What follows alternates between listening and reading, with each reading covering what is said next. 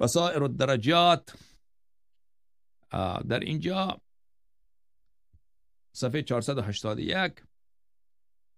بله، من خدمت امام رضا علیه السلام عرض کردم. این مصنف این کتابم خودش از اصحاب امام حسن عسکری علیه السلام، خیلی جلیل القدره. خدمت امام رضا علیه السلام عرض کردم الامام یعلم اذا مات، امام میداند که چه وقت هنگام مردنشه.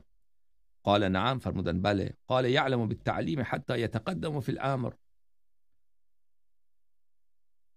یعلم بالتعلیم حتی یتقدم فی الامر. بله، اون از جانب خدا میدان. یعلم بالتعلیم، خداوند متعال این علم را داده به او که فلان وقت مثلا هنگام مردن شماست، به این طریق شما میمیرید و این از جانب خدا هست تا اون زمانی که مردنش فرا میرسد. درسته؟ تا اون وقت میداند. قلت علم ابو الحسن بالرطب والريحان المسمومين اللذين بعث الیه یحیی بن خالد؟ قال نعم. گفتم آیا ابو الحسن موسی بن جعفر علیه السلام با ابو الحوایج علیه السلام اون خرمای زهرآلود و گلهای زهرآلود را که یحیی بن خالد فرستاده بود میدانست اینا زهرآلوده؟ فرمودن بله. قال فاکله و هو یعلم، آیا اون زمان او میدانست که این زهرآلوده و خورد؟ این چطور امکان دارد؟ فرمود انساه لینفذ فیه الحکم. فرمودند وقتی که این چنین میرسد تا اون انگامی که اون فعل باید اجرا بشود، مثلا خوردنی هست یا کاری هست، تا اون انگام علم دارد، اما اون انگام دیگر اون علم از امام علیه السلام گرفته می شود. خداوند متعال یک نسیان بر امام علیه السلام طاری می گرداند.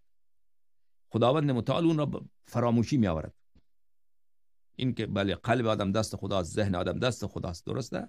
خود امام ببینید نسیان ندارد که خود امام فراموشکاری داشته باشه، اما این که خداوند متعال که قلبها، ذهنها، علمها همه در دست خداوند متعال.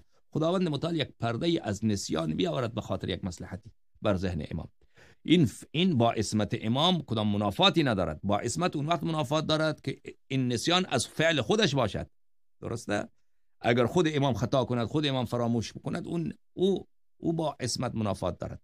اما اگر این نسیان فراموشاندن فعل پروردگار عالم باشد، خدا یک کاری کرده که مثلا در مقابل چشم من پرده باشد که من یک چیز رو نبینم، خب معناش نیست من کورم.